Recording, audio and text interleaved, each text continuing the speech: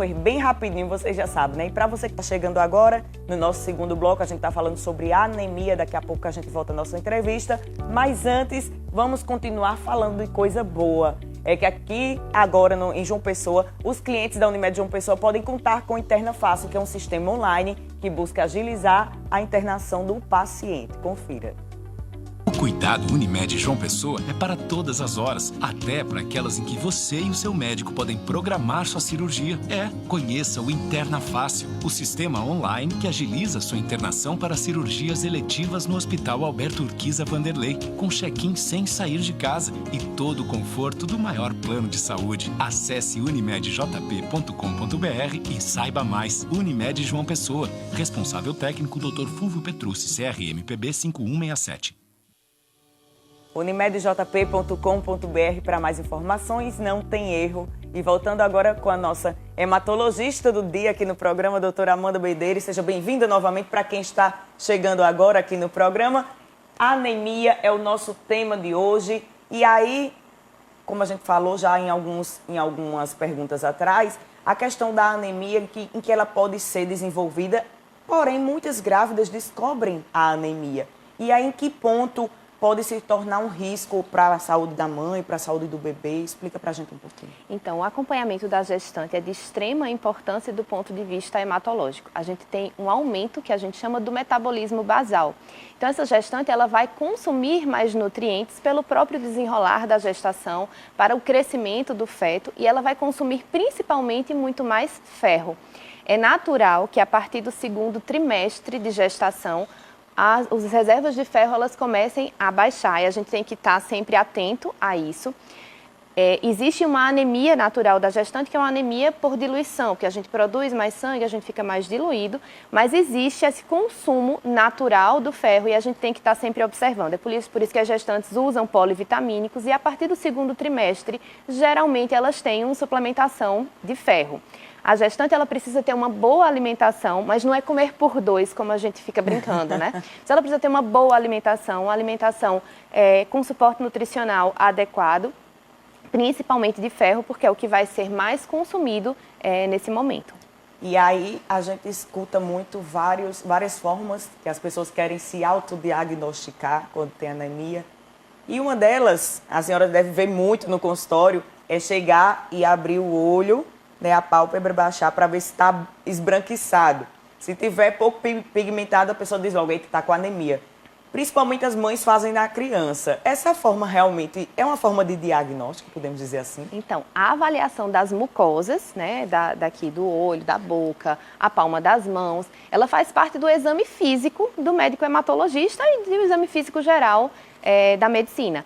Mas a gente nunca pode dizer que o paciente tem anemia só com o exame físico. E eu costumo dizer que a gente também não trata papel. Então, a gente tem que agregar o exame físico com o exame laboratorial. O principal exame laboratorial é o hemograma. E dentro do hemograma, na série vermelha, o principal parâmetro se chama hemoglobina. Então, quando a hemoglobina na mulher está abaixo de 12 e no homem abaixo de 13, a gente diz que eles têm anemia. Logicamente associado a um exame físico que é compatível com isso daí. E a partir de que momento a gente pode considerar a anemia uma forma grave? Isso vai depender da velocidade de instalação da anemia, tá certo? Então, se a anemia ela é uma anemia crônica, por exemplo, aquelas anemias que a gente já conversou, que são anemias hereditárias, o paciente convive com a anemia desde sempre. Então, ele tolera níveis de hemoglobina mais baixos. E tudo bem, ele não vai ter tanta tontura, fraqueza, falta de ar, indisposição, quanto um paciente que teve um acidente automobilístico, por exemplo, e sangrou agudamente. Então, os parâmetros de gravidade dependem da avaliação individual do paciente. Então, não existe um nível, um número-chave da hemoglobina que vai me dizer que é muito grave. Tem que ser sempre aliado o valor laboratorial com o exame físico do paciente, com a história individual daquele paciente. No início do programa, a gente mostrou uma matéria sobre a questão da importância da doação de sangue. Mas muitas pessoas ainda têm aquele tabu de que em que momento pode se doar sangue, em que momento não pode se doar sangue. Como o nosso assunto é anemia, eu queria também saber se quem tem anemia pode fazer doação de sangue. Então, Durante a anemia, se o paciente tem um diagnóstico agora de anemia, ele não pode doar sangue. E a depender do tipo de anemia que ele tenha, por exemplo, se ele tem anemias hereditárias, que um dos tratamentos é realmente receber sangue, ele não vai poder doar. Mas, por exemplo, se um paciente tem anemia por deficiência de ferro, foi corrigida a causa da deficiência e ele repôs o ferro e ele está sem anemia, normalmente ele pode doar. E falando sobre doação, isso é extremamente importante para a gente falar aqui nesse momento, porque é um ato altruísta. E, gente, nossas reservas realmente no Hemocentro estão baixas por causa da pandemia, por causa de vários mitos que circulam em relação à doação de sangue. Gente, doação de sangue não engorda, não emagrece, não engrossa o sangue, não tem esses são todos mitos que vêm se perpetuando ao longo das gerações e que acabam culminando com a falta de doação de sangue, né? E que salvam a doação de sangue salva tantas vidas e a gente utiliza desde que de maneira racional, que tem isso também, a utilização racional do sangue. Então, se você doar e ele for utilizado de maneira racional, não vai faltar, né? A gente precisa disso. O que importa é realmente doar, né? Independente frequente ou o doador universal ou não, que você doe sangue. Isso é mais importante. Uma pergunta importante para as mulheres, principalmente que mulher menstrua mensalmente, né? Aí tem a perda de sangue. Ela tem que se atentar na hora de fazer algum tipo de exame, se ela está no ciclo menstrual, se não está, até para não assustar, se variar os níveis. Isso para a doação de sangue? Não dia a dia normal. Tá. Fez algum exame e pode ter dado baixo os números. Aí a mulher tem que se atentar sobre a questão do ciclo menstrual. Então, a gente vai tocar agora no assunto. Uma das principais causas de anemia em mulheres é sangramentos menstruais, por desregulação hormonal, por hipertrofia do endométrio, por miomatose uterina, por problemas ginecológicos. Elas perdem sangue cronicamente e abundantemente, com isso ela consome as reservas de ferro e elas têm anemia. Então não é um ciclo menstrual que foi muito grande que vai me fazer ter anemia, mas é que esses ciclos prolongados, cronicamente, com perda crônica de sangue, eles vão me fazer desenvolver anemia por deficiência de ferro. E isso é o nosso dia a dia da prática da hematologia. A gente recebe muitas mulheres em idade fértil. Então, mulheres, se atentem. Se vocês têm um ciclo menstrual que foge do normal, né? O uso de absorventes noturnos, fraldas, absorventes internos e externos ao mesmo tempo, ciclos prolongados com fluxos em torno de 10 dias, procurem o auxílio ginecológico, porque isso, a longo prazo, acarreta um problema. Aquela história que a gente estava falando. Aí vai ser só a pontinha do problema.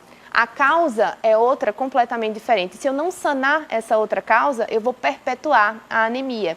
E isso acaba gerando um problema. É assim, olha, eu estou tratando, mas eu costumo falar isso brincando com os meus pacientes, eu estou enchendo, mas o tanque está furado. Eu preciso de auxílio. E a gente geralmente trabalha multidisciplinarmente com esses pacientes. Então, realmente é bom ficar atento.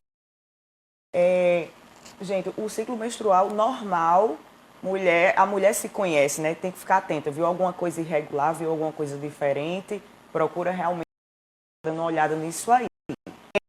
Todas que têm vários hematomas, obviamente sem ser uma pessoa que apanha, posso dizer assim. Sim.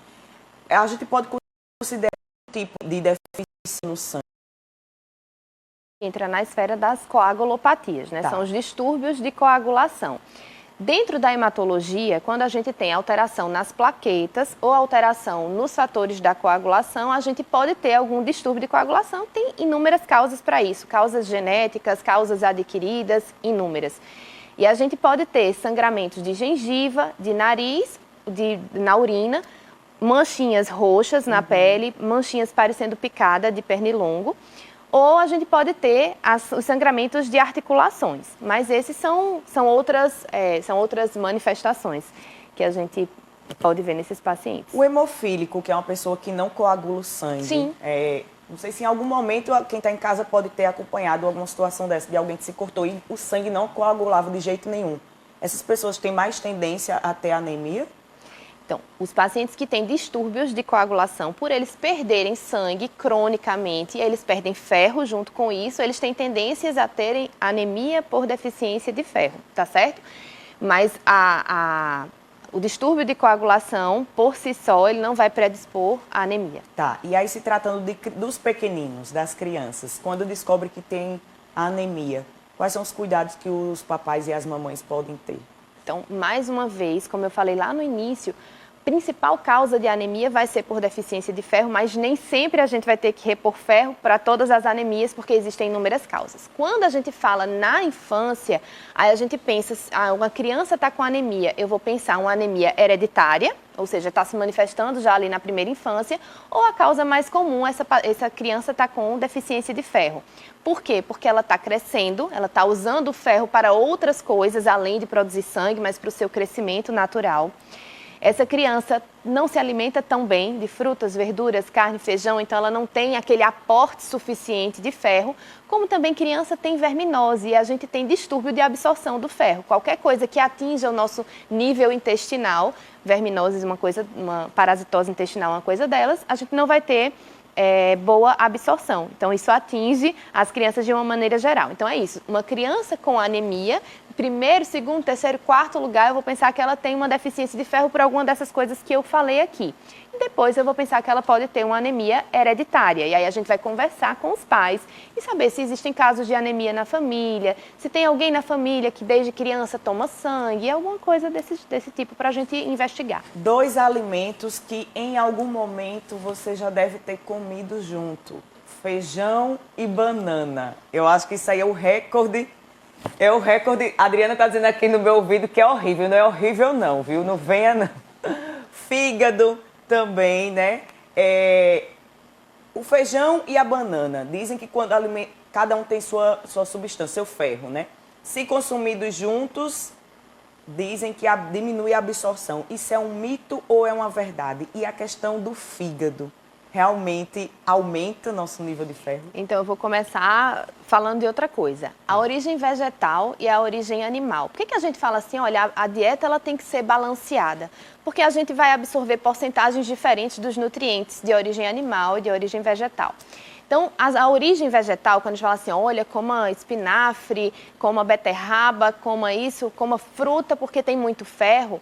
Por mais que aquela fruta tenha ferro, aquele vegetal tenha ferro, a gente vai absorver em torno de 10% daquele ferro que tem ali. Então, assim, beterraba tem muito ferro? Tem. E a gente vai absorver em torno de 10% daquilo dali, tá certo? Da origem animal, principalmente falando das carnes, da carne vermelha ou das vísceras, a gente vai absorver em torno de 30% do ferro que tem ali. Então, qualquer víscera, fígado, moela, coração, eles vão ter uma concentração da hemoglobina do animal ali, a gente vai absorver em torno de 30% daquilo dali. Quando a gente combina, por exemplo, feijão com banana, por exemplo, existe uma substância na banana que dificulta um pouco a absorção do ferro. Então, por isso que a gente sempre fala, tem que ser balanceado, mas não está proibido comer feijão com banana, não. É muito bom. Então, principalmente que gosta de juntar o feijão, a banana, bota uma farofinha, junto não tem com o fígado, pronto. Já está o almoço pronto. Doutora Amanda, quero agradecer muito sua participação aqui hoje, sempre muito enriquecedor trazer essas informações para quem está em casa e fique sempre à vontade para voltar. Viu? Olha, eu quem agradeço, fico à disposição de vocês sempre que precisarem. Maravilha. Olha, gente, e falando ainda em alimentação, os sucos podem ser grandes aliados para aumentar a nossa imunidade. Isso aí você já deve ter ouvido falar em algum momento. E segundo especialistas, alguns sucos podem ajudar, sim, a combater a anemia, caso você tenha. Acompanhe. Segundo a Organização Mundial da Saúde, 30% da população mundial é anêmica, em especial crianças abaixo de 2 anos e mulheres de diferentes faixas etárias, embora também possa ocorrer em homens e idosos. A gente vai conversar agora com a Jéssica, ela é nutricionista e tem uma receita bem especial que vai ajudar quem sofre com esse problema, né, Jéssica? Isso mesmo, Letícia. Esse suco aqui vai beneficiar, tá? Tanto para prevenir a anemia, como também para combater para quem já tem um quadro instalado da anemia. Então, independente da idade, as pessoas podem fazer o consumo. Com certeza, esse consumo aqui eu costumo dizer que é o suco da saúde, tá? Então, se você puder estar fazendo o consumo desse suco todos os dias pela manhã, será excelente para a sua saúde. Você quer aprender como fazer esse suco? Então, preste atenção nos ingredientes. Pedaços pequenos de abacaxi, meia folha de couve-flor e sumo de 1 limão. Eu gosto sempre de fazer com ingredientes que de baixo custo, tá? De fácil acesso e que dá para você fazer rapidinho em casa, tá? Aqui a gente vai começar com o abacaxi, certo? Lembrando, Letícia, para quem tem quadro de anemia, é sempre importante estar fazendo a absorção do ferro com a fruta cítrica antes, tá? Porque às vezes você prejudica a absorção do ferro no seu organismo porque não está consumindo com a fruta adequada. Então aqui a estratégia desse suco é justamente ter frutas cítricas, tá? Vamos começar pelo abacaxi, que é uma excelente fruta cítrica diurética, tá? Quem tem alergia a abacaxi pode trocar por outra coisa? Qualquer outra fruta cítrica, tá? Acerola, laranja, caju, da sua preferência. Você pode colocar a fruta que for, mas de preferência sempre uma fruta cítrica, tá? Para potencializar ainda mais, a gente vai colocar o sumo de um limão, que é super importante, tá? O limão também é rico em ferro, tá? Ele vai ajudar na absorção. E agora aqui, couve-folha, tá? Que é super importante, riquíssimo em ferro. A cada 10 gramas aqui de couve-folha, a gente tem pelo menos 3,6 miligramas de ferro. Então, costuma ter mais ferro até do que o nosso feijão do dia a dia, tá? E só para ajudar aqui a liquidificar, a gente vai colocar por volta de 100 a 120 ml de água, tá certo? Prontinho, agora é só liquidificar.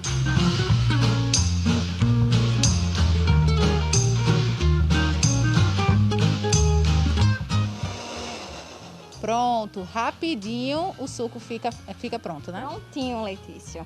Rapidinho, fácil, prático para você ter no seu dia a dia. Quantas vezes por semana ou por dia as pessoas podem consumir esse suco para ajudar na anemia? De preferência todos os dias. E eu gosto muito do horário da manhã, que é quando o nosso organismo está um pouco mais limpo. Então você está fazendo a absorção desse suco aqui e do ferro que tem presente nele é muito importante, principalmente pela manhã.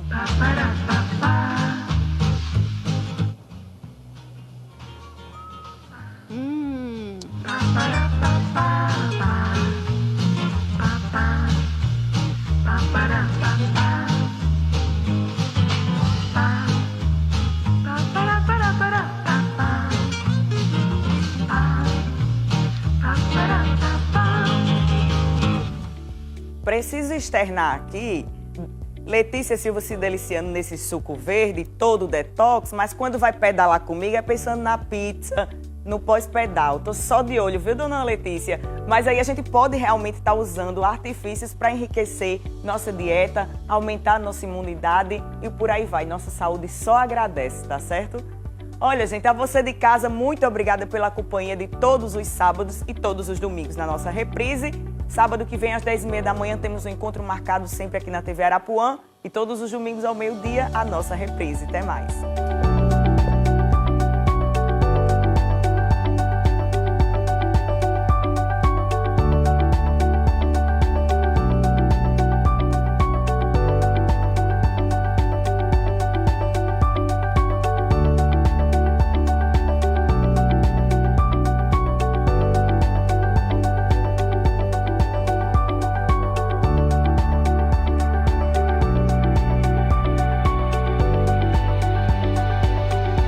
Saúde e você. Oferecimento Unimed João Pessoa. Cuidar de você, esse é o plano.